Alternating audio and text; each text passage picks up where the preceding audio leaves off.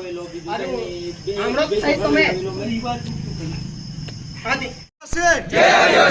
જોહાર બધાને આજ રોજ જે આપણા સમાજ સાથે આદિવાસી સમાજ સાથે જે અન્યાય થયો છે એના વિરોધમાં આપણે બધા ભેગા થયા છે ત્યારે મારે વધુ કહેવાનું થતું નથી, પરંતુ આપણા આદિવાસી સમાજ સાથે વર્ષોથી અત્યાચાર થતો આવ્યો છે।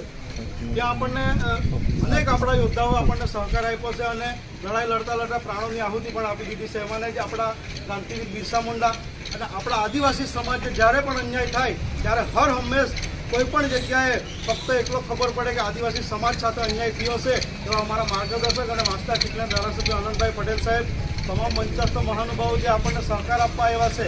મારે તો એટલું જ કહેવાનું કે યુવાનોએ તૈયાર થવું પડશે। હવે કેટલાક આવા નફટ નાલાયક લોકો ફાટી નીકળશે આપણા આદિવાસી સમાજને મારવા માટે, એવાને હવે આદિવાસી સમાજે ઈટનો જવાબ પથ્થરથી આપતા શીખવું પડશે।